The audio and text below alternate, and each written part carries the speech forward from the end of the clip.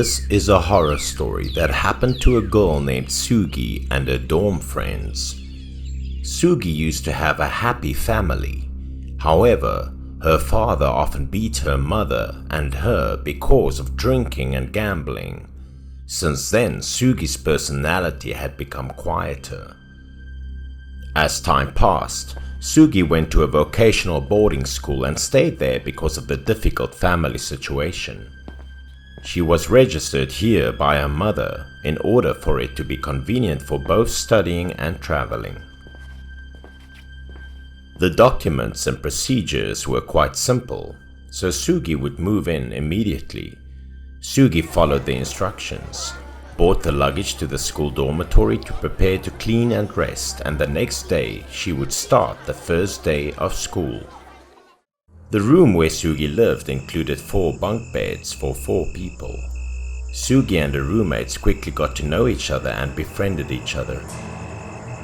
That night, as everyone in the room fell asleep, only Sugi could not sleep because of the strange place. In the middle of the night, Sugi was awakened by the aimless singing of a female roommate. The loud singing caused not only Sugi but also the other friends sleeplessness. Yoko was woken up, so she turned on the light in annoyance. It was the singing of Anna, a female friend lying in the corner of the room, opposite Sugi's bed. To avoid being punished by the supervisor, Yoko quickly turned off the lights. Then the whole room approached Anna, asking what was wrong with her. But how to ask? Anna still refused to answer, just singing idly. After a while, Anna burst out laughing like a madman. Anna's hair at the time was messy like a crow's nest. The inherent pink skin also suddenly turned pale. Pale like an anemic person, looking very scary. Then Anna suddenly stood up and went straight to the dressing table. All evening no one spoke to Anna. Whoever talked to her did not respond, just sitting in front of the mirror singing nonsense like a madman. Sugi saw Anna like that. She couldn't hide her bewilderment and approached Anna and advised her to go to sleep. But when she saw Sugi standing near her, Anna's body suddenly trembled, laughing a few times, looking terrible. Her eyes rolled back to the ceiling. At that time, people in the room saw Anna like that. Everyone panicked, thinking that Anna was sleepwalking. Sugi immediately grabbed Anna's shoulder to try to wake her up. Anna suddenly fell down on the bed in front of her friend in the room. A few seconds later, Anna's eyes widened, foaming at the mouth, and her whole body twisted and looked very scary. Sugi was looking at Anna at that time, and also showed panic. She thought it was because of herself that Anna was like this, so she frantically called the others to take Anna to the school's medical room. Sugi and her friends in the dormitory hurriedly carried Anna on their backs and ran straight to the school's medical room. On the way, suddenly Anna woke up. She blankly looked at Sugi and her surroundings, not understanding what was going on and why she was brought here. Sugi also quickly dropped her friend to the ground. After that, Anna and the others also returned to the room. Anna sat among all the friends in the dorm, telling all the strange things she had encountered before, showing strange expressions like earlier. Before going to bed, Anna sat at the table and brushed her hair, but for some reason after that, she fell asleep and she was no longer conscious of anything. But this happened over and over again with Anna. Not only her, but everyone in the room felt fear for that. Anna couldn't take it anymore, so she applied for a leave of absence from school and moved to another place. A long time later, Sugi's dorm room also had a new friend moving in. She thought everything was over, but unexpectedly something strange happened. In the middle of the night, this girl also went to the mirror, acting exactly like Anna before, looking very strange. At this time, Sugi's new friend was sitting in front of the mirror, eyes wide with ghostly appearances and black lips that looked like a corpse. Sugi and the friends in the room who witnessed the scene could only fear but did not dare to wake her again, for fear of the same situation as Anna. After a while, this girl kept rolling on the bed, sleeping soundly as nothing happened. Everyone in the room then turned on the lights.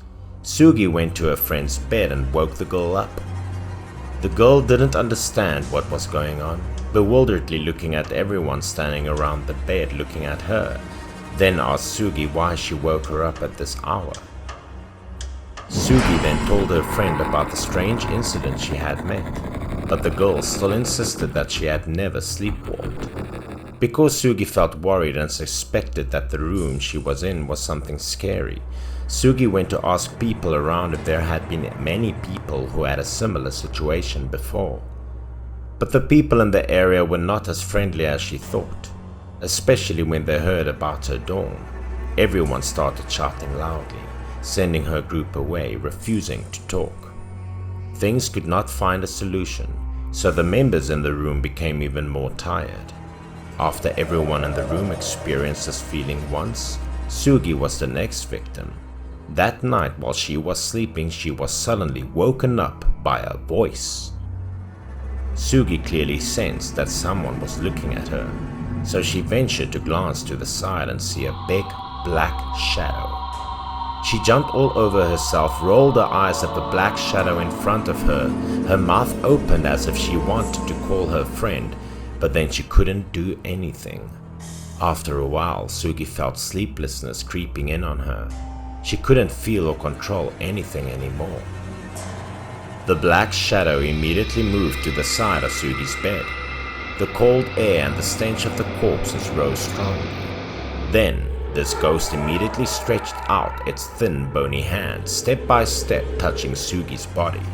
Sugi opened her eyes and the face of this ghost appeared clearly for her to see with bright and white eyes. Moments later, Sugi began to sleepwalk. She started to sit up and get out of the bed.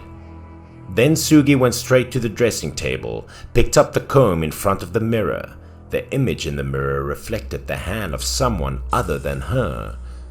Luckily, Sugi woke up, looked back at herself, feeling a little tired.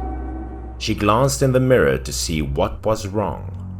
Suddenly, Sugi saw that the person in the mirror was not herself at all, but a certain woman who looked very scary. Sugi turned around in a panic to take a look and saw the woman in the mirror brushing her hair. She immediately ran to the bed, her whole body shaking with fear.